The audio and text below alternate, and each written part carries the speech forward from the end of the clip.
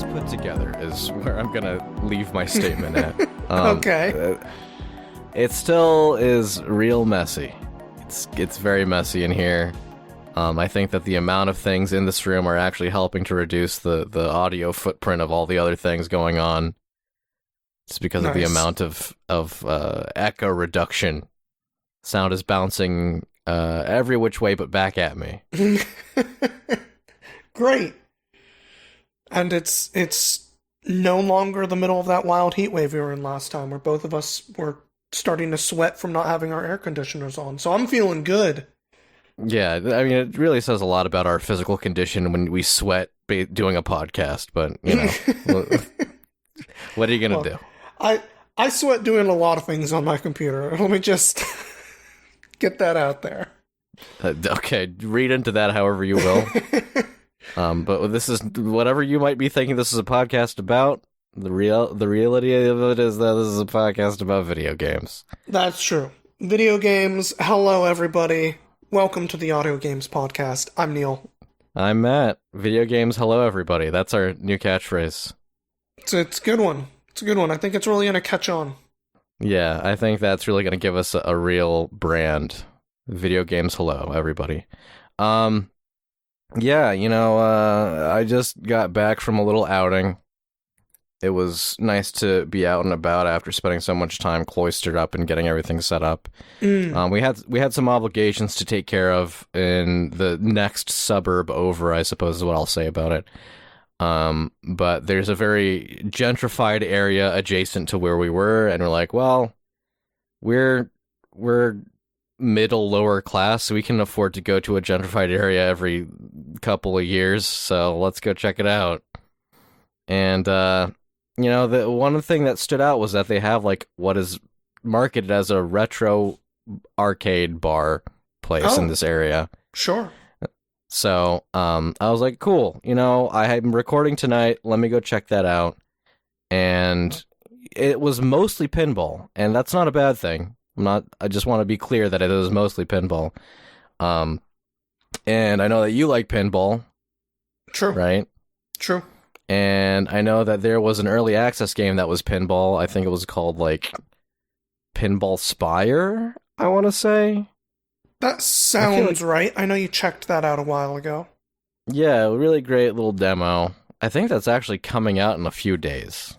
Oh, shit. Is it that close? Because that's one of those ones on my short list right now. We are in a glut of games, Neil. Let me tell you, a lot has come out after what was Concord. The Concord event, in the crater, a new biome has spawned of beautiful, wonderful new games. I'm very happy with where we're at.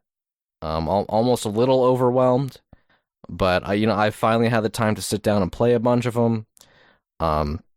But anyway, yeah, the pinball thing, it was nice, very retro arcade. I think the most modern game in there was Marvel vs. Capcom 2. So that was the most modern? Yes, it was very retro arcade. Okay, yeah. And, you know, I was like, well, you know, this is really overpriced. I'm not going to buy a game card and sit down and, like, maybe get 3 rounds of something in for my $10.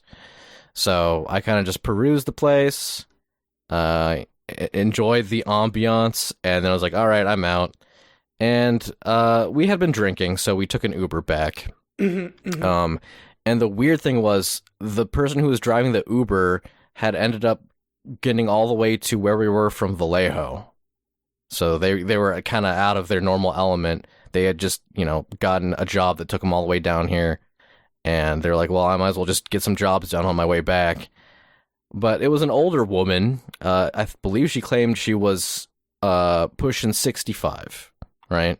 Sure. But what I didn't she started talking about pinball. So like everything's like pointing towards a pinball for me. She was saying that there was a place closer to where I live that has a lot of really good pinball machines. And I was telling her, I just came from like a place that had a lot of pinball machines. She's like, oh, that's crazy. Yeah, I love pinball. And like she went on this like tirade of how much she likes pinball and how she has a friend who repairs machines and how like when she plays, like people gather around because like she's very good at it. And then I found out that she used to live exactly where I lived. Like literally like Sonoma. That's so silly. So it was just like, Small what is world. going on? Anyway, shout out to Mary, the small world of Uber pinball. driver. Yeah, it turns out like all the people who like pinball come from one place. But shout out to my Uber driver, Mary. You're a real one. Appreciate the ride. Appreciate the conversation. Just thought I'd get that out of the way. But it is a good segue. We do have a lot going on with the current game environment. And I know that you've been playing some stuff. I don't know how new that stuff is. I've played a lot of stuff that I haven't had a chance to talk about. Right. So there's a little bit of catch up. Most of it isn't super old. A lot of it is from like last year, basically. Okay, but it's not like shiny new. No, not as shiny and new as I sometimes go for. Okay. The first one of those being Ghost Runner 2. I don't know if you remember my feelings on the original Ghost Runner. I think that you felt pretty good about it. Pretty dang good about it. Yeah. Ghost Runner was very much a kind of parkour platform puzzle game, so to speak. Guessing by the name, cyberpunky. Quite a bit cyberpunky, which it's not about I love running the aesthetic. away from ghosts. It's great for the upcoming holiday season, but no, it's not about running from ghosts. Mm-hmm, mm-hmm. And I do love me some cyberpunk aesthetics, and the sequel very much did improve in some ways, but the kind of biggest stuff they did from the first one is they added a like motorcycle and some weird motorcycle sections, a few of which are pretty cool, and they took you out of the city, which is understandable. You'll get bored of seeing the city streets and the neon signs after a while, and they did some world building with that, which was like kind of cool, but also it meant there was a whole third of the game, I'm gonna say, that was just kind of out in the relatively boring, like, desert with some buildings around it, like broken down buildings around it a little bit. And it was cool that they made some real changes to the way that they were approaching the game. That first game is very extremely do a level, move forward, do a level, move forward. And this game starts out that way until you hit a mission or two that felt like they tried a very different structure, where it almost felt like they put 2 or 3 levels together into one map and let you kind of just approach them as you do. Which feels also like maybe they had originally intended to go down that path more, and then pulled back and made it a little more level-based as the game developed further. All in all, I still had a great time, though. If you like fast retries and rooms of figuring out how not to get shot by the 9 guys around it and do cool platforming to get to them and kill them first, that game's excellent. A little bit of first-person platforming. Yeah. And that is a hard thing to do right, but I think a lot of games have gotten a lot better at it since kind of the turning point being, I guess, like Mirror's Edge Original. Yeah. Which, don't get me wrong, that game still has issues. I love that game, but it still has some issues. But it feels like they really solved a lot of problems of how to make first-person platforming feel better. And those lessons have been learned by quite a few other people by now. Yeah, you always try and iterate on what was good and get rid of the bad parts. Okay, well, what have I been... I don't want to, start off with, the biggest stuff, so let me talk a little bit about Shogun Showdown. Okay. Not to be confused with Samurai Showdown, which is the fighting game. Shogun Showdown is kind of like a 16-bit styled, procedurally generated kind of roguelite. Kind of like, it's a mix of Slay the Spire and Darkest Dungeon. Okay? The Darkest Dungeon aspect is positioning.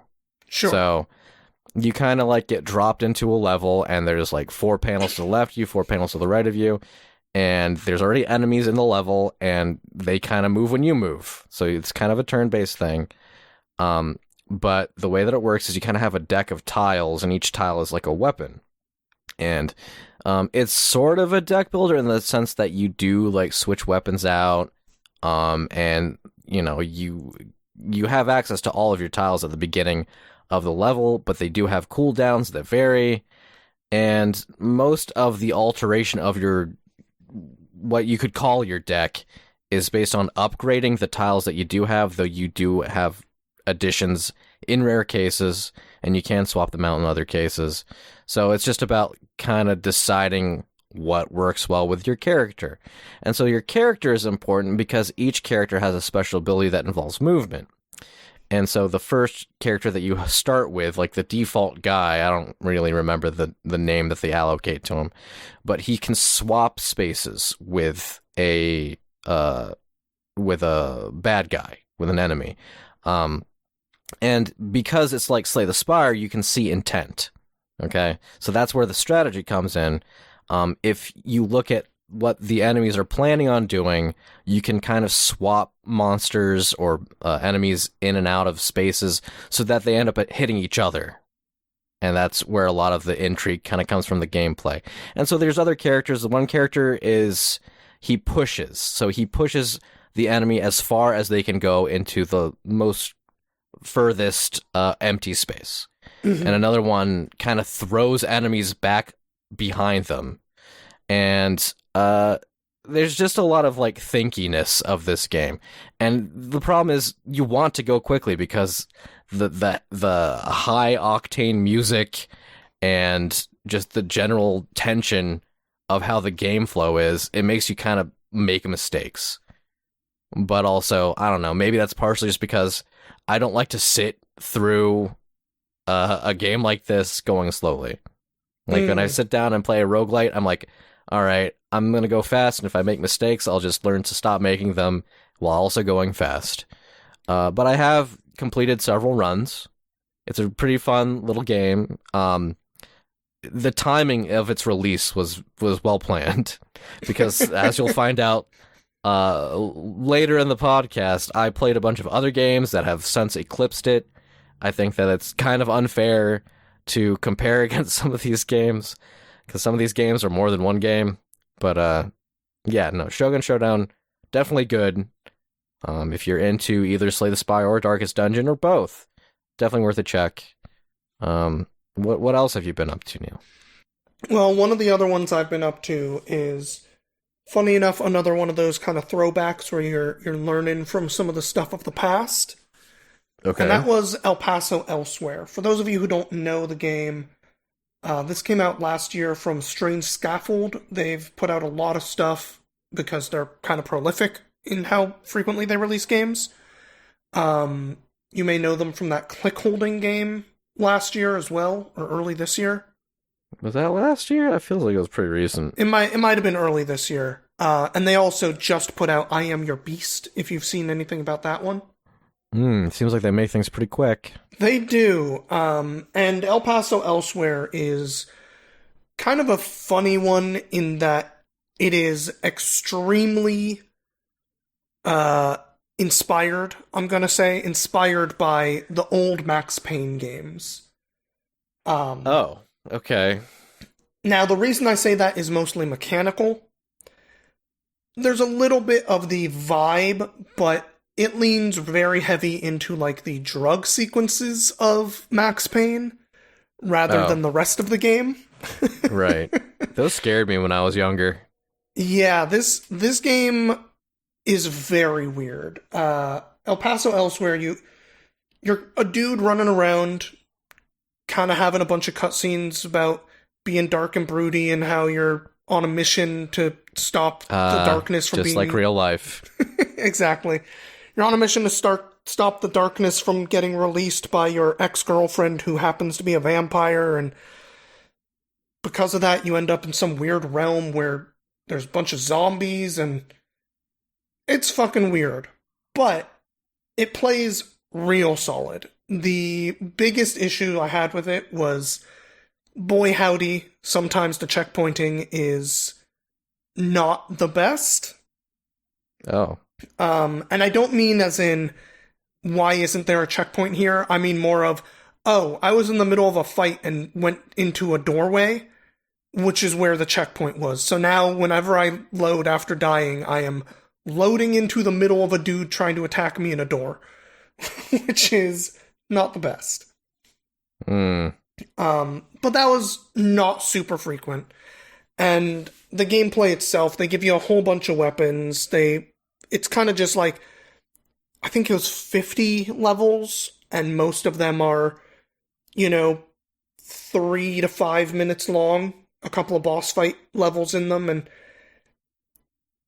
I remember hearing a lot of really good stuff about it, which is part of why I had given it a shot, and I don't think it quite lived up to the hype that I had heard, but I definitely don't feel like I wasted my time with it. It was a fun couple of hours, So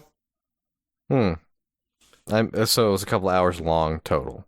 Yeah, I think I probably put about 3 hours into it total.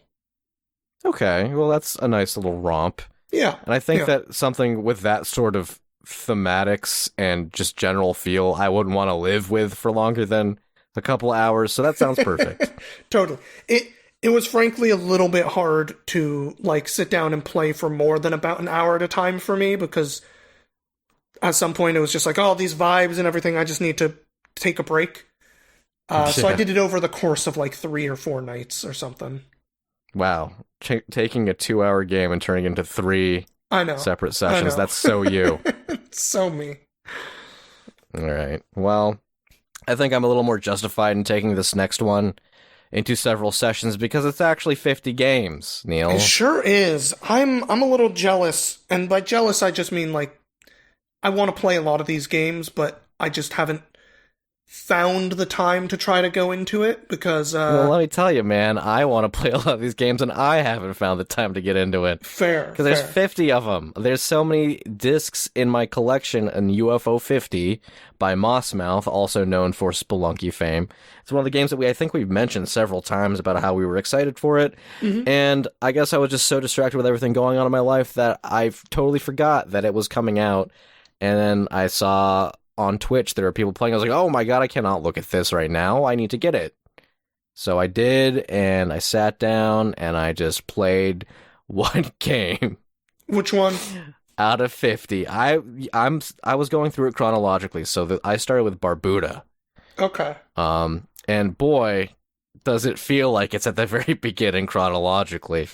But here's the thing. I have a much more tempered palette when it comes to a game like Barbuda. So Barbuda in UFO 50, number 1 of 50 games, it's kind of like just a dungeon exploration game, but it's like an old-fashioned MSX style exploration game where your little dude moves so slow, and when you are out of hits, you end the game. There's no save system, there's no checkpoint system, you just gotta do it all in one go. And I have yet to do it all in one go. There's just so much unexplained things. Even the items that you pick up, there's no explanation for what they do or how you would access them. They just show up on the left as in a little box, and you have them, and it's like, okay, well, I don't know what that does. I can maybe try and intuit what it does. And sometimes I do that correctly, and sometimes I don't. But Barbuda definitely captures the feel of a very, very, classic PC game, PC system game. Sure. Whether that be an actual console PC system or, a shareware disc that you found at the bottom of a cardboard box. It has that kind of feeling. No music. So you're just kind of, it's very simple. But I mean, that was the whole point, right? So UFO 50 was, to zoom back out, it was a project by Derek Yu and the rest of Mossmouth to make a collection of 50 games that were thematically tied together in the sense that they were all made by the same company, a fictional company called UFO Soft.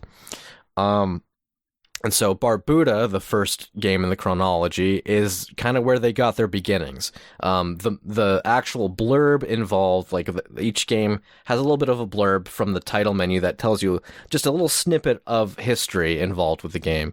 Obviously, this is all a fictionalized history, Yeah. but the thing that it says for Barbuda is that it was developed on company time while they were not working on video games, and they almost got fired for making it. So I think that it captures that perfectly. Hell yeah. And it was not the only game that I played. And there's obviously I didn't complete Barbuda, but I didn't want to just sit banging my head against the wall trying to beat this really tough as nails game. So here's a question I have for you. Oh, okay. Let's go. UFO 50's got 50 games in it, right? It's got 50 games. At end of the year time, are we calling UFO 50 one game, or are we calling each game a different game for the purposes of what we rank? I thought about this, actually. Okay. So the way that I feel about it is there is UFO 50 as a package, okay? Mm-hmm. And it's a little unfair to, like, give that a placement, right? I think that because there's 50 games and there are some real bangers in there, let me tell you, I think that if I was to give a spot to UFO 50, it would be more about the presentation and the meta-narrative, and there is a meta-narrative. Yeah. So I don't know how much you have seen about UFO 50, but one of the things that is perpetually in the game, and this is actually really interesting the way that it was presented as well, because when you boot up the game, it almost seems like a trainer, if you remember trainers from like the 90s, early 2000s, where it has like that really like bit crushed trap music and particle effects all over the place, and that's where you get the actual credits, right? The people who made the game, they're acting like they found this and restored it to a playable state. Sure. All right. And that's not the only part of the narrative. So there's a terminal in this game. The terminal actually belongs to UFO 50, not the individual game. So you can go into the terminal at any point while you're playing any game. And sometimes you encounter some interesting things in the terminal. Okay? So it's like a little drop-down console. You have to go to the menu and then switch to the terminal to look at it. Mm-hmm. But there's actually kind of an ARG in here. And, I think that at one point when they were developing UFO 50, they're like, do we want to take this route or do we not want to take this route? And I think the reason it took so long is because they decided they did want to take this route.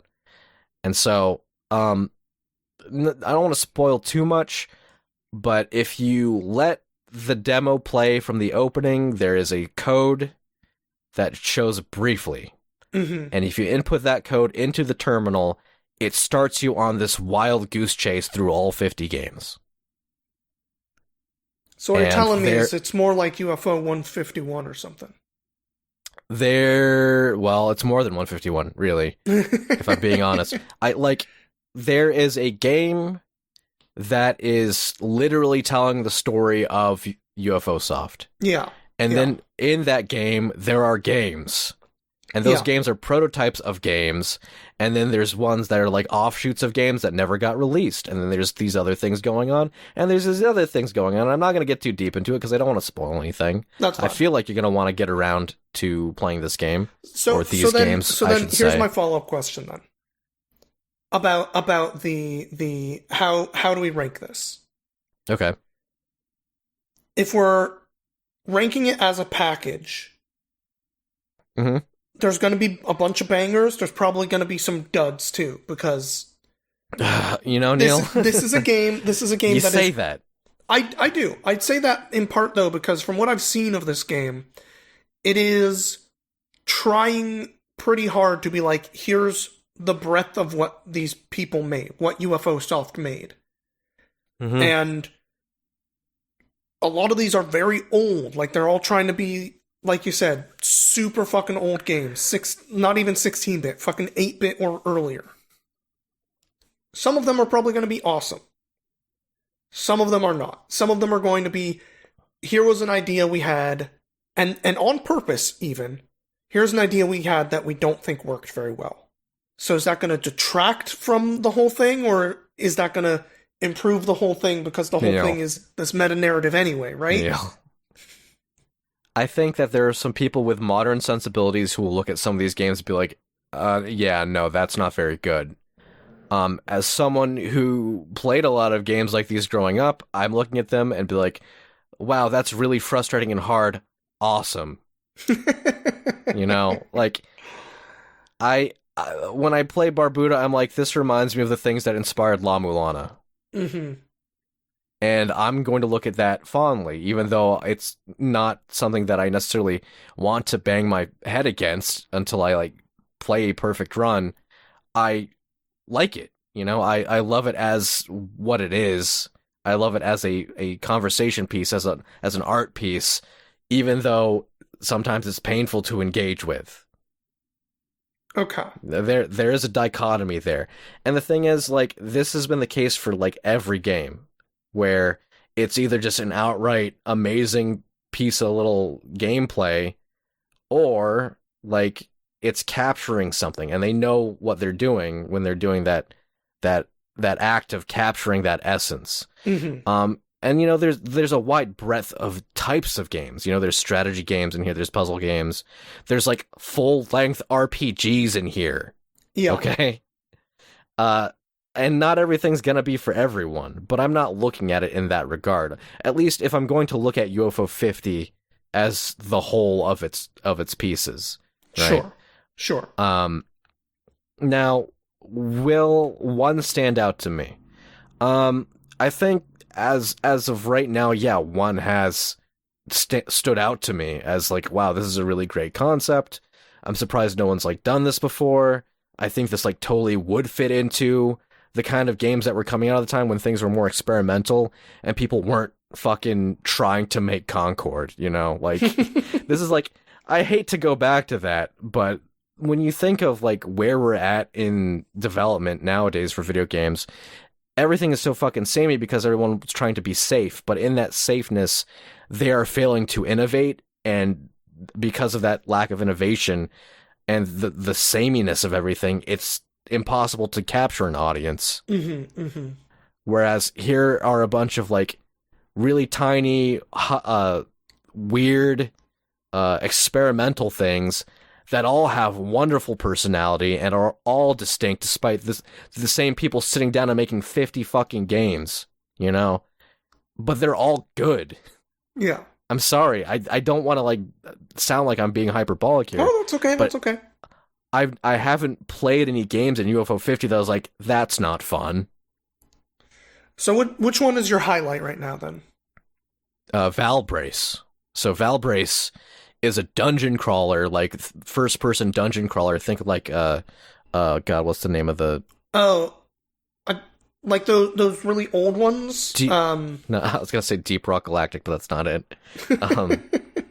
Like Shining in the Darkness, like Ultima. Yeah. Yeah. It's like it's tile based first person dungeon crawling, but when you get into a fight, it becomes like a punch out sort of thing. Almost like Fight Night, if you remember Fight Night. I do. But it's more faithful to like the era, I guess you could say, in both the limitations and the style. Mm-hmm. And just playing through it and seeing how fast paced they managed to make a game that is normally like really slow. It's like, oh, this is like a really great spin on what this is, and I've just been really enjoying it. But it's hard to pick one, Neil. Like Mooncat. Like, do you know Mooncat? Have you heard of Mooncat? I've seen Mooncat a bit. Mooncat is Jump King, but like it's like a Bennett Foddy game. Yeah, but it's in a really charming and fun way. The everything on the left side of your controller does move left, and everything on the right move right. Yes. Yeah. But there's more to it. Like if you kind of like slingshotting yourself. Like if you have to think of your controller as like you have these two options, and you can stop yourself to build up power and let yourself go like a slingshot. But then you can press both in the air to do like a ground pound, but you can also double tap on the ground to do like a Mega Man slide, or you could double tap in the air to do an air dash, and you just slowly learn like there's so much mobility in this game. It's just fucking weird to get used to, and it it gave me the feeling of I am learning to play video game for the first time. Just because the controls were so awkward. And it gave me like an insight. It's like, oh, this is what people felt like learning to play a video game. And now I'm starting to understand that again. And just as like a concept, that's really cool. Mm-hmm. Mm-hmm. Like, again, I'm not saying this is like the best game ever. I'm not saying that this is a game that, sure. you know, I'm going to go back to and love and think of fondly all the time and cite as like a masterpiece. But it captures a feeling. And I think every single one of these games captures a feeling. And I think that's brilliant. Yeah. UFO 50 is definitely something I need to, at some point before the end of the year at least, find at least a little bit of time to play some of. Yeah, I mean, at least before the end of the year, man. We gotta be able to both place this somewhere. That one is on my list of, like, this is one of those things I need to try to find some time for eventually, but it's not going to be this month, and then we only have 2 more after that, so... Yeah, man, we're really coming up on the end fast I know, here. This year has kind of been getting away from me a little bit. Yeah, same. That's all right. Are there any other UFO 50 games you want to shout out real quick before I talk a little bit about Cocoon? I mean, I think this is going to be an ongoing thing through the end of the year, honestly. Fair. It's 50 games. What can you do? 50 games. There's going to be a lot to talk about. Have you played, I think it's called Mortal yet? Yeah, that's one of the early ones. There's actually a sequel to it in UFO 50, Mortal 2.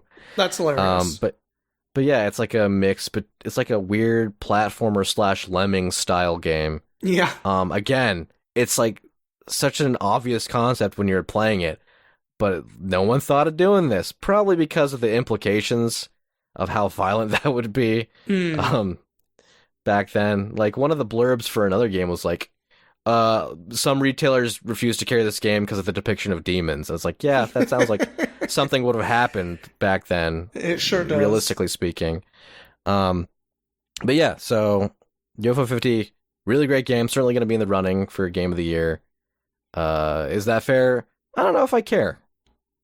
That's fair. I don't know if I care. I care. I want to talk a little bit about Cocoon. This is a puzzle game that came out last year. A lot of people had a lot of praise about it. I can understand why. Puzzle games are always kind of in a weird spot, I feel like, when people talk about them, because nobody likes feeling stupid. If you know what I mean. Like, that's not the enjoyable part of a puzzle game. And if a puzzle game is hard, that can sometimes happen.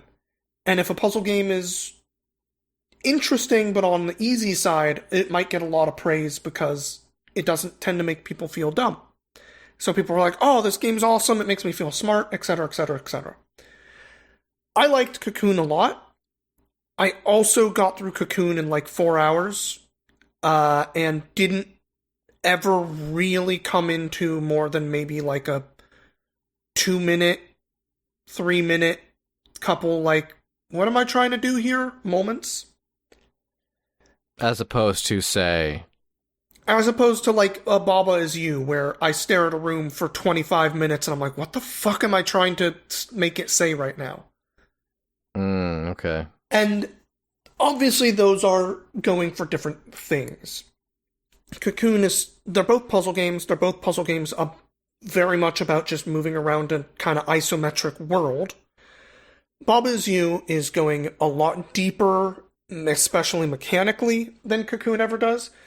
And Cocoon is really cool and really interesting, and they really do a lot of fun things with the way that you go kind of in and out of the different orbs in order to enter and exit these worlds. Especially towards the end of the game, where you get to start doing some really fun, like... If you thought early in the game, I wonder if they're going to let me start feeling like I can break this, they start wanting you to break it. And you're not breaking it at that point because that's how you solve the puzzle. But it's fun that they do actually start going that way in a fun way. Okay. The thing that kind of keeps me down about it really is just... for a puzzle game, and maybe this made it a really good streaming puzzle game for me, because frankly, streaming puzzle games can be a nightmare because when you feel like you truly get stuck, as a streamer, it makes me feel like I'm no longer able to be entertaining because I don't know how to progress anymore, and it's making it like, oh god, what do I do? I never ran into that with Cocoon because I never ran into a moment where I really had even any like major moment of struggle. There was, again, I think there was like maybe 2 or 3 times where it was like I had to figure out what it was asking me to do, but that was more of just, it wasn't a, what am I trying to do even? Like, how do I get from point A to point B? It was more of a like, am I forgetting an orb? And usually it was like, oh yeah, I forgot one of the orbs over there. And then I bring that over and cool, now I can do this. But it's very fun. It's got a lot of really interesting and like cool visuals. And it does do a really good job of being approachable. But I did find myself wishing for my own sake of like, what do I enjoy out of a puzzle game? I wanted there to be more pushback and more of something that made me feel smarter rather than the amount of kind of just order of operations type of puzzles that the entire game was based around. I see. Yeah, I was actually talking with someone, full disclosure, I was talking with my girlfriend about escape sequences in video games. Mm-hmm. And the idea of, like, you need to feel tension by having something, like, playing against you with some sort of, like, time gate where you you have to act. There's an imperatus where you have to move quickly. But also the tension that gets lost if there's a failure, right? Yep. Because if you fail during escape chase, it brings you back to the beginning. And at that point, it's like, well, the consequence is understood, and it's not meaningful. Yeah. And now I'm not that scared if I mess up. A really great example of this is Ori and the Blind Forest. They had lots of great escape sequences in that game, but I know there was at least a couple of times where like I died multiple times in the escape sequences, and I was like, okay, well now I'm just kind of going through the motions. Yeah, right? the tension of the moment gets lost, even if the platforming is like really fun and good. Right. Yeah. So it's a lot like what you're saying about puzzles, where there's kind of a sweet spot where you want the player to be able to complete the escape sequence the first time, but you still need to like put a fire in them to make them feel like they could have lost at any moment. Mm-hmm. It's almost like generating an illusion of skill, right? And I don't mean to imply anything about puzzles and like, how that could be enjoyable in that way, but I recently played a game that involves a lot of puzzles and an escape sequence, in fact. And that game is the new Zelda, Echoes of Wisdom. Legend of Zelda Echoes of Wisdom. And you play as the girl Link. Crazy, right? My God. You used to play as the guy Zelda all the time, but now you finally get to play as the girl Link. No, but it's definitely a very different Zelda game. It's very clear to me that they're trying to capitalize on a lot of the freedom to solve things that was very heavily sold in Breath of the Wild, Tears of the Kingdom. Yeah. I don't know how well it translates to the top-down 2D normal mode of gameplay. Clunky is the first word that I would say. And again, I'm not that deep into it. I'm still getting a handle on all the menuing and controls, and there is a fair bit of deviation from what you'd expect from a normal Zelda game. And they emphasize this. So when you boot the game up for the first time, it actually, you are playing as Link. Not girl Link, male Link, the boy Link. Yeah, you're playing as the person you always do in every Zelda game. Yes, and you are fully kitted out with your bombs and your bow and your fun sword and your spin attack, and you can jump in this game. Wow. Elden Ring really made it so that jumping is in video games, Like, back before Elden Ring, there was no jumping in video games, but now, post Elden Ring, now games have jumping, and I gotta thank Elden Ring for bringing that to the table. But anyway, yeah, so there's a button for jumping, which is weird. Okay, 2D Zelda games, there has been the ability to jump in them, but it's always been assigned to an item, typically the Rock's Feather, if you're going on like Link's Awakening, Oracle of Ages, Oracle of Seasons. Sure. And, you know, having it have a dedicated button already was throwing me off. Because my way of playing Zelda was that bottom button meant sword, but now Y button means sword, and that's the left button, and that's weird because that's normally an item button.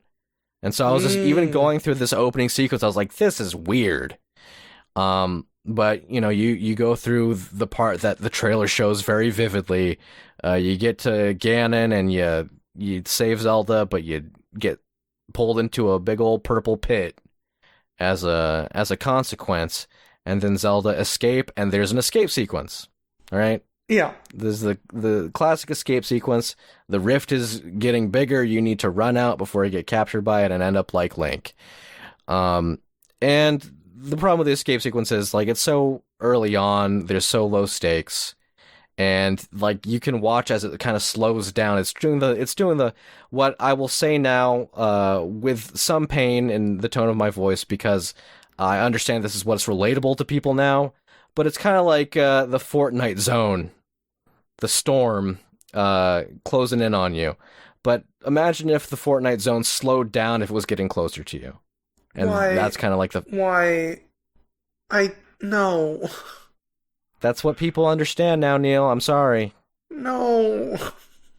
I'm sure many people who picked up Echoes of Wisdom were like, oh, it's just like the storm from Fortnite. I refuse to believe this. That's the reality that we live in. Anyway, so Zelda escapes the storm from Fortnite. And then through a series of unfortunate events, she returns to Hyrule Castle, and then the king falls into a rift, and then an evil king twin guy appears and kind of sets into motion the actual quest. Okay, so like now Zelda's dad and Zelda's dad's friends are all captured by the rift, and they've been replaced, and now they're saying that Zelda's the one who's doing all this. They frame her. You go to jail, and then a little guy shows up. He's like, hey, I'm going to help you get out of jail with the power of puzzles. And, you know, Zelda's always been associated with wisdom. You know, the Triforce is called the Triforce because it's made of 3 separate golden triangles, each representing a different tenet of what I guess is considered to be like virtues in the land of Hyrule. The first being courage, which is associated with Link, and then you have power, which is associated with Ganon, and then you have wisdom, which is the titular trait, and that's always been associated with Zelda. So the gameplay that you do in Echoes of Wisdom is mostly about like solving these traversal puzzles. Yeah, and it's not bad. I enjoyed the ones that I've engaged with. I do think that much like Tears of the Kingdom, much like Breath of the Wild, when you find a solution that works, you're going to try that solution a lot. And a lot of the time, that solution is going to continue to work. And so, I mean, maybe I'm just not creative or like wanting to be experimental, but I've been using a lot of trampolines, man. You learn trampoline really early on, and it like gives you a really nice big vertical boost. And so I was like, okay, can I get out up here with one trampoline?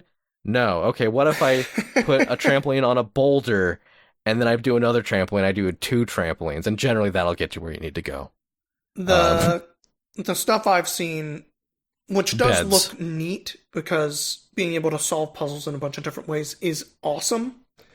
Yeah. But yeah. I did see that same thing that looked a little like, oh, if you come up with your one solution, it can work in so many places. And one I saw was with like creating water cubes. Yeah, I haven't gotten that one yet, but okay. Yes. I saw it's someone doing Minecraft. that one to just like go over a bunch of pits or do like solve like 3 different things with just making some water cubes. And I was like, that's strange. Yeah, I don't know if there's an in-universe explanation as to why the water can just kind of like float like it does. Like my impression of like echoes is that they're supposed to follow the laws of physics at least, because you generate a boulder, it falls down. Hmm. It does just like hang in the air, but I guess water's different. I don't know, maybe it gets explained. But what I will say is, when you get a handle on like how the controls work, it does become more fun.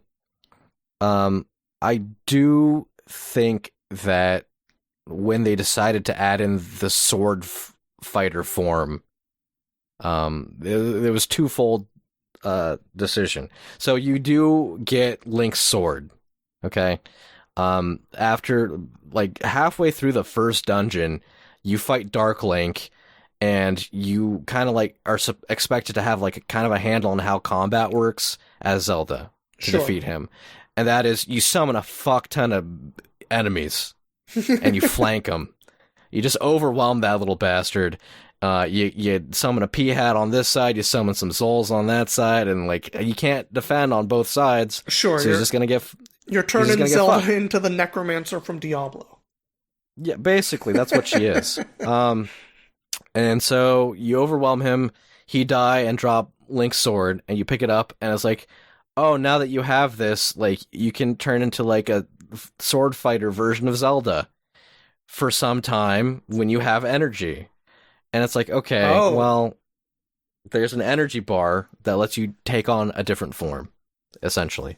And that form basically turns the game back into a normal-ass Zelda game, to the point where they wanted to mitigate some of the puzzles that you would have to do by giving you a higher jump when you are in that form. Weird. So the thing is, like, it's very limited in the energy. So it's not like they're encouraging you to take the easy way out. And in fact, from what I understand, you can only get the energy while you are in still worlds. So like the still worlds are kind of like the Dark World, or the Twilight Realm. Every Zelda game has like developed the convention of having some alternate universe, at least the 2D ones. And in this one, it's the still world, where the things that are falling into these voids are kind of like voiding out, and you go there, and all the things that got pulled in are like all scattered about in a very convenient way for gameplay. And so you can only get the energy in those places. And I guess that's to discourage you from using it outside of those places.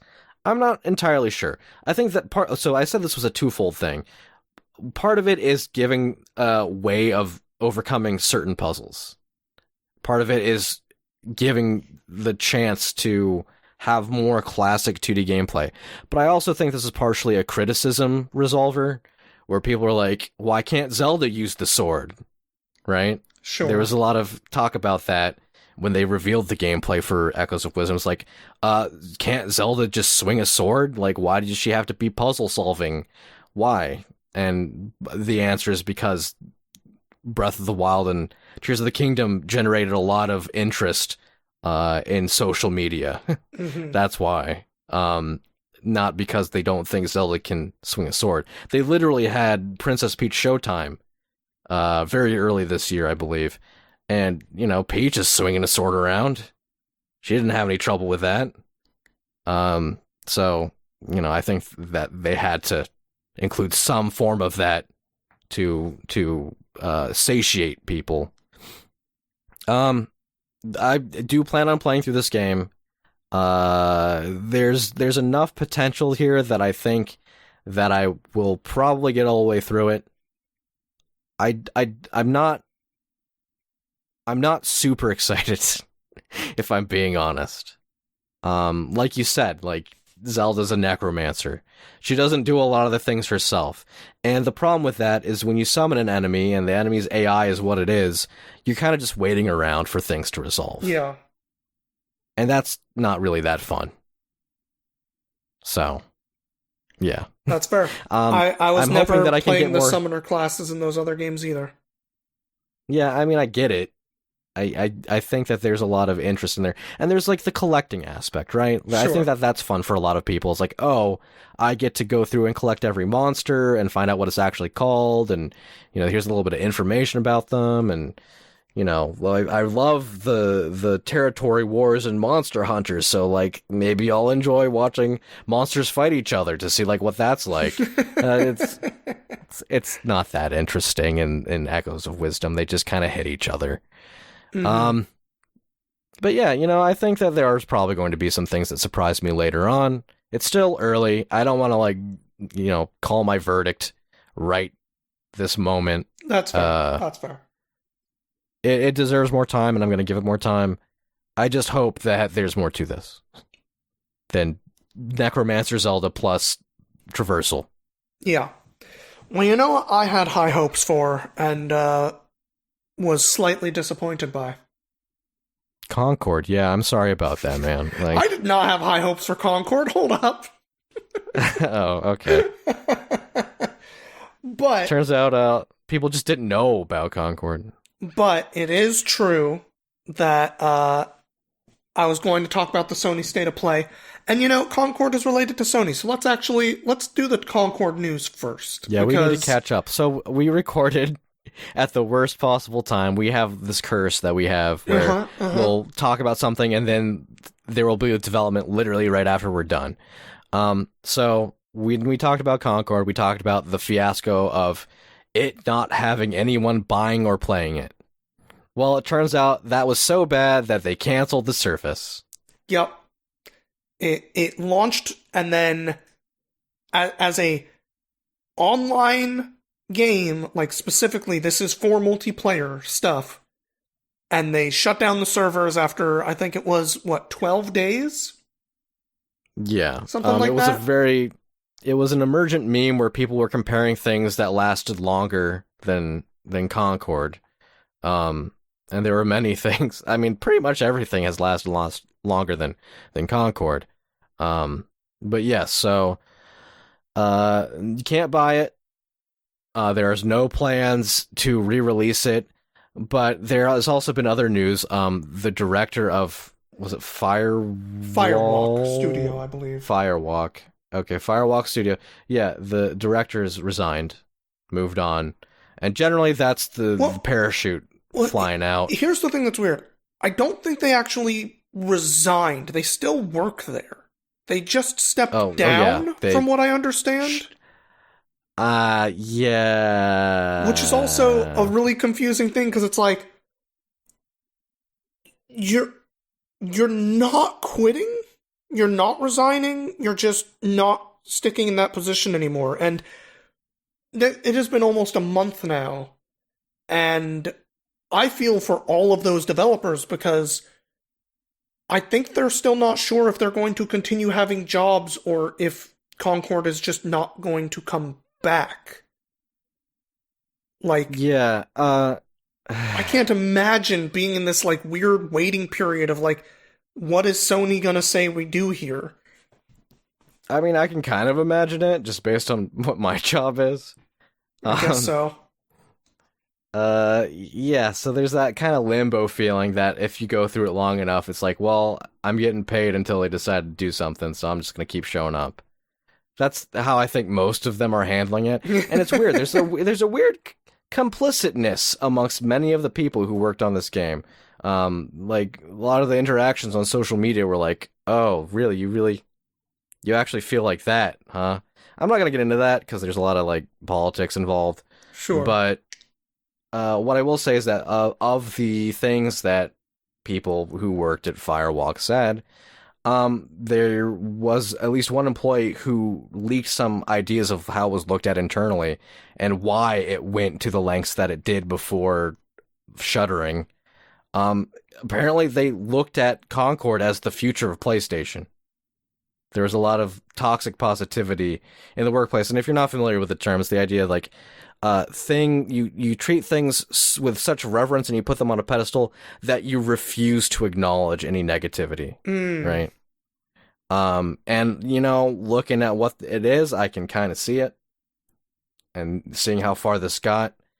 But I mean, it got to the point where I don't think it's out yet, but they even showed a trailer for that like Amazon TV show thing that's going to have like a Mega Man episode and all these other franchises in it, and Concord was going to be one of those. Yeah, Like, is that yeah. still gonna come out? Like, I mean, we live in a strange time, Neil. But the other thing about Concord that I don't want to like float any conspiracy theories here, mhm. but it's been a pretty normal practice for businesses to take losses and then write them off. You know, Oh yeah, the not that movie I think, industry has gotten really fucking bad about that kind of shit. yeah, and then they don't even release the movie, right? Uh-huh. Um, so, I don't think that this is that case because this is a $400 million project that took many, many years to launch. But at the same time, I'm sure they're looking at what they can do to mitigate all of those issues. And at least fiscally speaking, that would be one way to do it. If you can declare something as a terrible fiasco loss, then you and cancel it and show that, hey, we can't do this because it's so bad. That's when I believe like all the insurance stuff kicks in. Mm-hmm. Because like it's the same when COVID hit and conventions were like, we can't do the convention. It's not because they couldn't. It's because it would be too difficult. And the way they mitigate the losses of not doing the convention is by using the state of emergency that was declared to invoke insurance. Yeah. Right? So this might be entirely a business play at this point. Again, at this point. Mm-hmm. I don't think that the fiasco that it is can be attributed to that entirely, but I think that the way that it's being handled is very bureaucratic, Yeah. I think. Well, that's kind of our But state of Concord play. update. Yeah, I well, guess we'll tell it you might be the more if last something one. comes out. Crossing my fingers for like Monday this coming week. We just suddenly hear, oh, this is what's happening to Concord. Yeah, no, It's like, that's certainly going to be the case. thanks everything. But we have more PlayStation stuff to talk about because Tokyo Game Show has been happening this week as of us recording. We had state of play as well. Yes, and Sony kind of kicked it off about 2 days ahead of time with their state of play. I personally found about 19 out of the 20 games they showed to be entirely forgettable. Yeah, I think that in terms of just the games themselves, I was very disinterested. But A Midnight Walk looked really cool visually. Oh, that was like the claymation one, right? Yeah, that was like the first one. Apparently it's a VR game, and they did not say exclusive, so I'm hoping. Ooh, I'm hoping. Fair. And the thing about it is, it's the same as what we've been saying about every other presentation. Like, things just look the same fucking game. You're seeing the same fucking game for every fucking game. And it's the breakout things that kind of fly in the face of that hold my attention. Hell is Us looks like a Kojima game. To the point that I thought that it was like another Death Stranding situation where they were pretending it wasn't him, but it actually is. Was that the like Sword of Light one? Yeah, there's this, he's using a sword, but he's like wearing like the fucking Death Stranding coat, Yeah. hoodie Okay. thing, and like the monsters with like the holes in their heads. Mm-hmm. And even the music was like Kojima picked this. I was like, this is the Kojima thing. I feel like I But it's not. remember seeing the beginning of that trailer and being like, "Oh, is this Death Stranding 2?" And then Yeah, it was very much not that, and I was like, "Oh, okay." Yeah, but again, I bring it up because it was one of the things that stood out to me in some way. And then I think that the other thing to talk about when we talk about the state of play is Sony's choice to showcase Pal World. Pal World is currently being sued by Nintendo. It sure is, and not for the reasons that everybody kept thinking it was going to do at the beginning of the year. No. Yeah, it's what I would call an infinitely stupider reason, but they want to litigate anyway, so they're finally doing it. Yep. Way later in the game. For those of you who don't remember, Pal World is the game that looks like Pokemon but guns. Yeah. To the point that it almost feels like satire, but it's, I guess, not. Yeah. And when that game came out, a lot of people were like, oh, Nintendo's going to sue them because this, whatever the fuck they called the sheep thing, looks exactly like the Pokemon sheep thing. Well, it wasn't just one; it was multiple, Yes, very direct comparisons and correct. designs. It's like, yeah, the people were like doing the side by sides. Like, yeah, this looks literally like they lifted the model from the game and like changed this, Yeah, right? yeah. I think there was a case there. They didn't go after that. What they decided they were going to go after is a patent that they are claiming they have the right for spheres that catch animals. Mm-hmm. You're not allowed to do that. I think there might be a few other patents they're going for on it as well, but yes, Nintendo is going down there. Hey, we have a patent for this. So even if the game is not going to get shut down or whatever, Nintendo is probably going to get a lot of money out of it. Especially given apparently Nintendo has a hell of a track record when it comes to Litigation. litigation. Yes. Yeah. I mean, they go after pretty much everybody. Yes, and also apparently when it comes to things like their patents, uh, they do not lose those cases when they are the ones who bring them up first. Yeah. I mean, just to showcase and to invoke the idea of like how aggressive Nintendo's lawyers can be. When they didn't sue Palworld, people came out and were like, "You sued these people for this. You sued these people for this. You sued these people for this. You sued your fans here. You sued your fans there. Mm-hmm. Why aren't you suing for this?" Well, I mean, I feel like it's really late to the game, but now they are suing them. Yeah. And like you said, they do have a very strong record in success for their litigation. I don't know. I feel like this is a really weird one. I think that this might not be a great showing for Nintendo. Then again, all the other litigation that Nintendo does, I feel is a pretty bad showing for Nintendo. But I guess Nintendo doesn't think that it's a bad showing because they win. True. True. So, I mean, Speaking that's speaking what it of is. Nintendo, there is one thing they did recently that I think was good, and that is they kind of came out talking a little bit about AI, and they didn't directly say, "Hey, we don't like AI." They did pretty strongly imply that by saying, like, when we see everyone going this direction, Nintendo wants to go a different direction. Yes, that's always been the case. Yes. I think that when they say that they're not into AI, I think they weren't saying that. They're saying we like to hang back. Mm-hmm. Point is, considering all of the adoption of AI, it feels like all the big companies, at least here in America, are doing. It's nice to have one coming out not saying like, yes, we're looking forward to trying to do AI concept art. Well, yeah. In case in point, Genshin's 5.1 program came out, where they like spend an hour talking about all the additions and changes that they're making to the game. A lot of people are compelled to watch these because they drop codes for free in-game content in between segments. But normally these are hosted by the voice actors. Voice actors for characters come on, they promote the newest character coming out, yada, yada, yada. But we're in the middle of a SAG-AFTRA voice actor strike. Yep. And so the people who were presenting were developers. And because they had set this precedent of like, here's where the voice actors are going to interact and like talk about the game, it really felt empty. Having just like a pair of localizers talk about stuff. And I get it. I don't want to like shit on them. Sure. But right now, creative people who are trying to save their livelihood, they're contending against AI. Yep.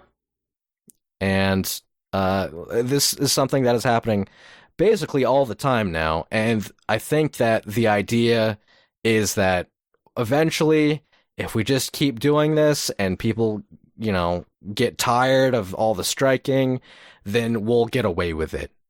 I mean, I don't want to like dig deep into like old memories, but like think of like Occupy Wall Street. People just got tired. They couldn't do it anymore. And because they got tired, they couldn't just perpetually demonstrate, right? Sure. And they're playing the long game here. Like, we've had strikes all through this year. We sure have. And when it's not one group that feels threatened, it's another. And the solidarity between these groups has been very strong, but they're playing the long game. They know that eventually the resources that your life depend on will dry up. And while they are sitting and waiting, and they don't have to worry about those sorts of things, because they're sitting on their hoards of cash. So yep. I don't know what to say about it other than this. It's a very dismal situation. Agreed. But there have been successes in these strikes. You know, the content machine has to continue to pump out content, and that does require creative minds. You cannot just throw AI into things. I mean, again, we're kind of getting way off track in terms of video games here. But think about that Disney movie Wish. Think about that Disney movie Wish. I never watched it. Me neither. But a lot of people were like saying, this seems like it's written by AI. Oof. And it was really poor. And like the people who were supposedly behind the writing cameras like, no, we did this. No, we did this. And I'm pretty sure that's a saving face kind of situation. It lacks soul. And it was supposed to be like an anniversary thing for Disney where they kind of incorporate a bunch of different things. And it just falls so flat. Not well looked upon, especially in the current era. And I do, just based on the things that I've seen, believe that there was some elements of AI usage in terms of writing. And there's also the timeline lines up with a writer's strike. Mm-hmm. So, yeah. We're not at a point where you can replace people with AI. I think a lot of powers that be want to get there. Yep, but they do.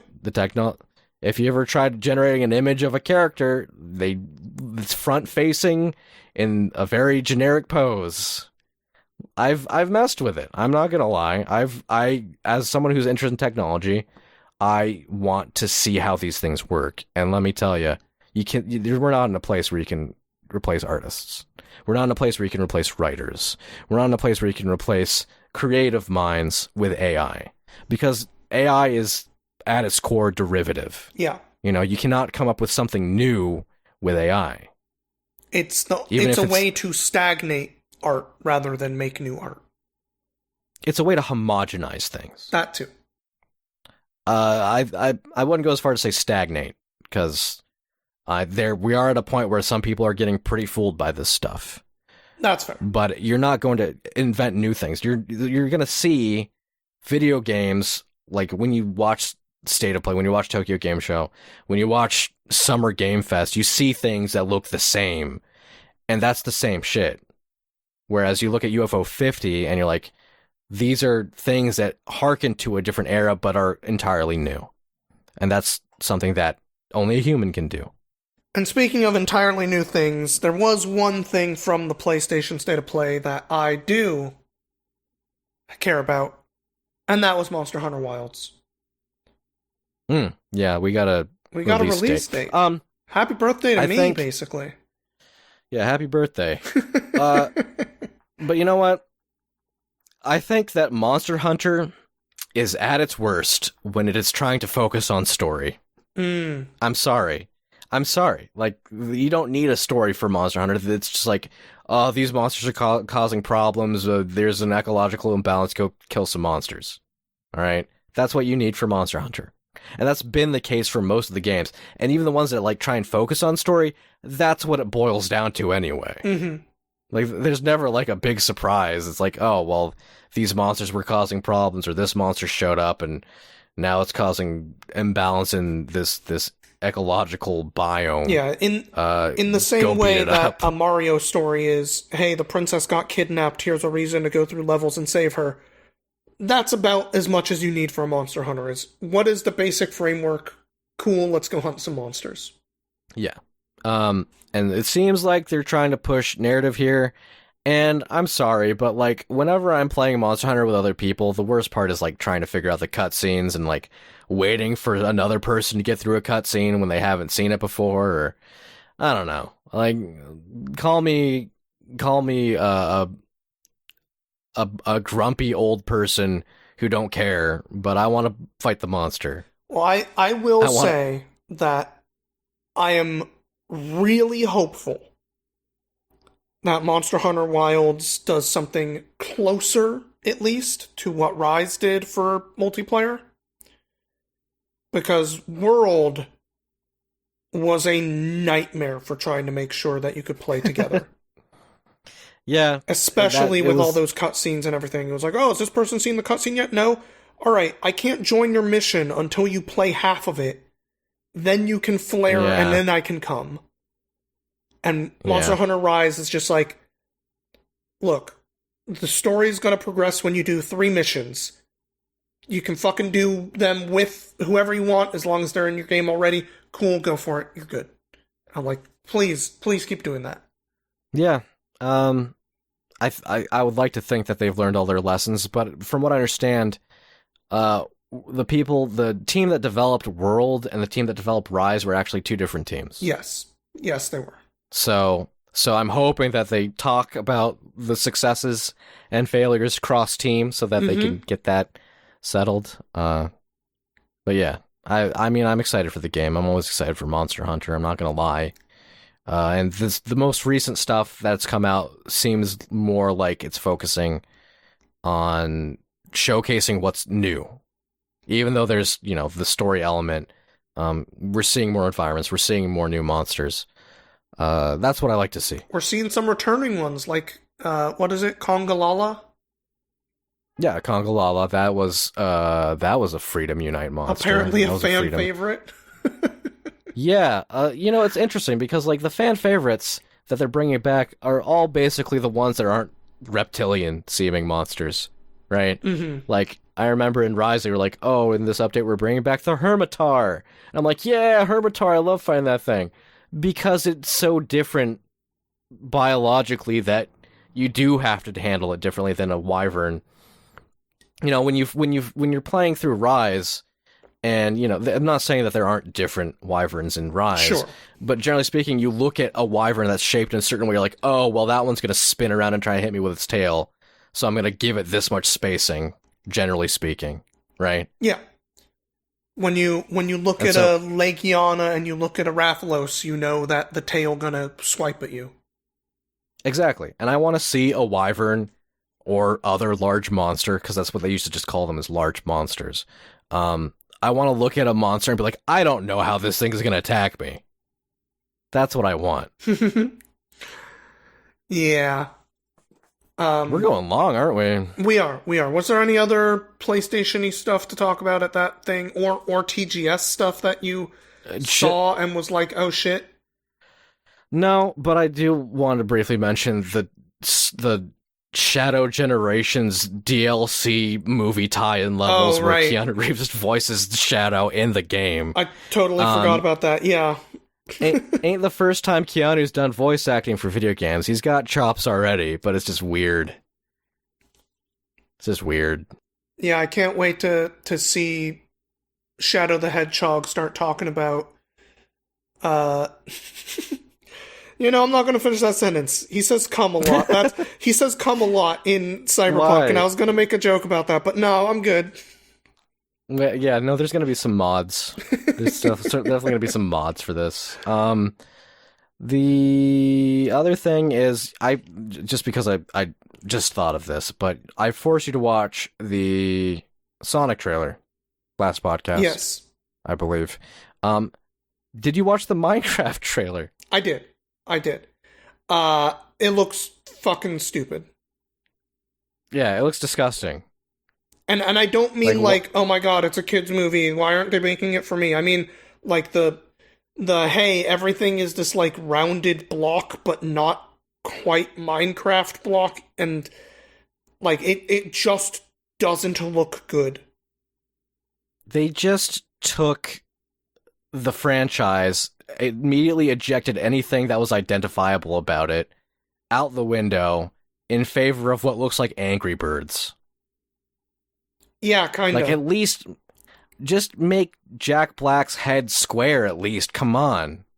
Like, shave his hair into a square. Oh, there's the title. Shave his Fucking head found it. into a Finally. square? No, yeah, shave his hair into a square. It's the new tagline. Yeah. It's Like, it's almost as alright. good as video games hello. Video games hello. That's our catchphrase though. We can't just throw that as the title. Well, everybody, to remind you, video games hello, and this is goodbye. This is video games goodbye. Audio Games is hosted and produced by Matthew Lane and Neil Jimenez. Our theme music is Recharging by Gooset. If you'd like to reach out to us, please email us at audiogamespodcast@gmail.com.